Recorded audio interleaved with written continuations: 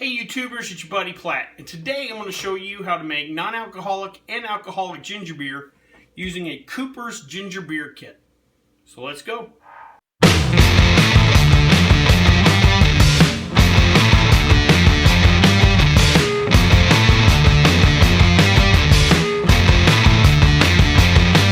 Well, if any of you have been watching this channel for a while, you know I love all kinds of beer kits and I'm always looking for something new.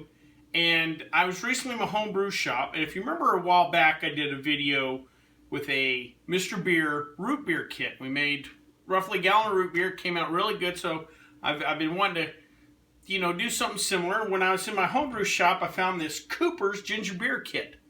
Now, if you're a bartender or you like classic cocktails, you know ginger beer is used in several, including the Moscow Mule and the Dark and Stormy. So it's always nice to have a little ginger beer around.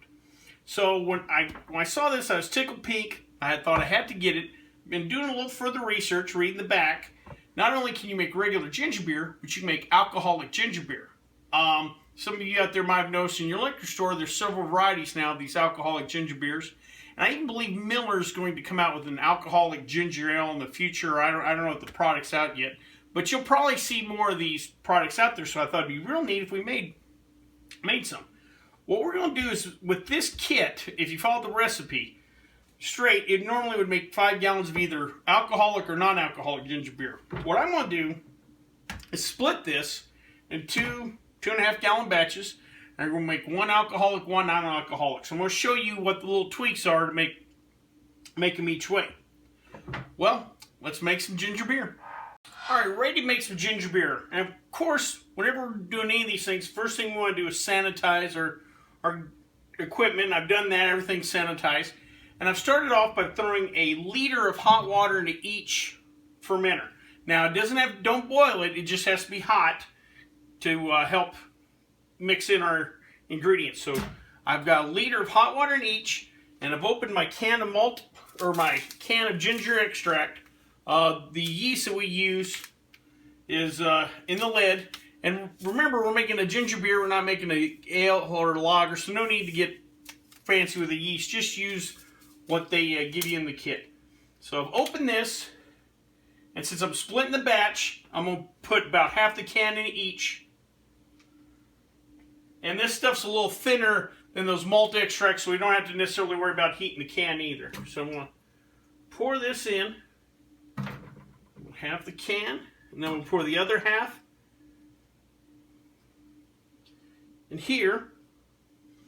And when you open that can, you will definitely get a hit of ginger. This is, and just reading online and just smelling this is definitely going to give you a ginger pop for sure.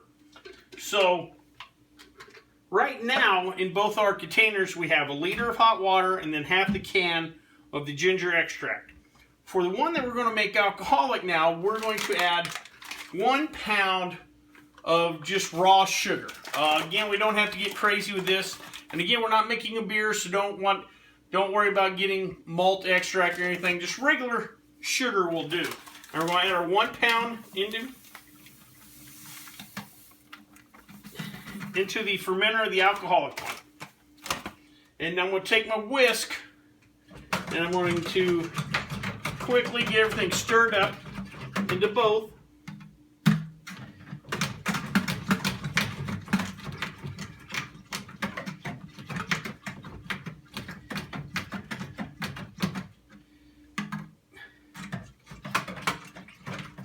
Alright, everything's blended in, so now I'm going to top off both of these containers with 8.5 liters of water.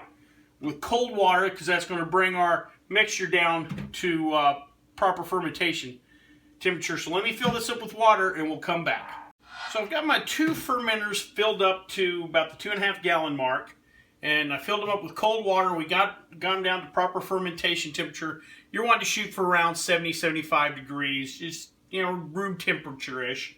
And the only difference right now between the two is, again, the one we want to make alcoholic has a pound of sugar in there. Like I said, the yeast we're going to use is the one that comes in the kit. You don't want to get too crazy with the yeast. No need to go, like I said, with the ale or lager yeast. So we're going to put in the yeast. And remember, This was for a 5-gallon batch, so we're just going to split the yeast in half between the two.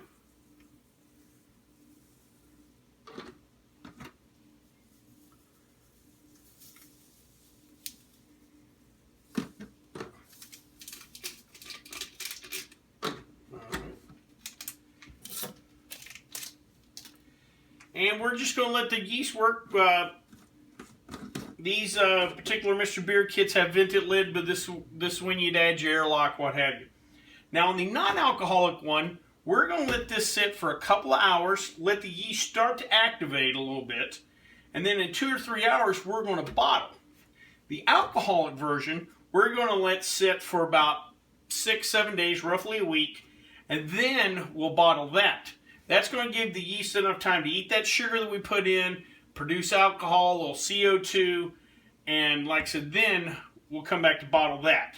So we'll let this rest for 2 or 3 hours, and we'll come back and I'll talk a little bit about bottling here. This other one we're going to let sit for a week, and then we'll bottle this one. So I'll see you in a little bit. Well, it's been roughly about 2.5 hours or so, and we've allowed our mixture to sit on. The yeast is kind of settled through and everything, and we're ready for bottling. Now we want to carbonate our ginger beer, but because we didn't put any sugar in there, we're going to have to put sugar into the bottles. Now this will help the yeast. Now remember, yeast does two things.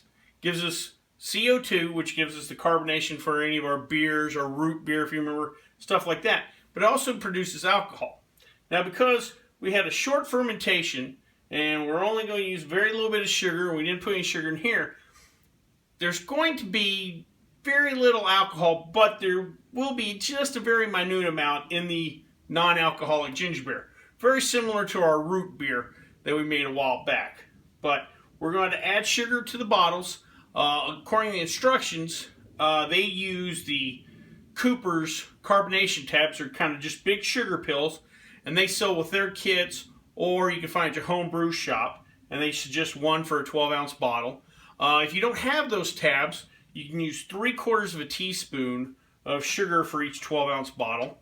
For my sake, I'm going to use some of these Munton carb tabs that I have. Now the same thing as Cooper's, just smaller. I'm going to have to use 4 of these to equal one of the Cooper's.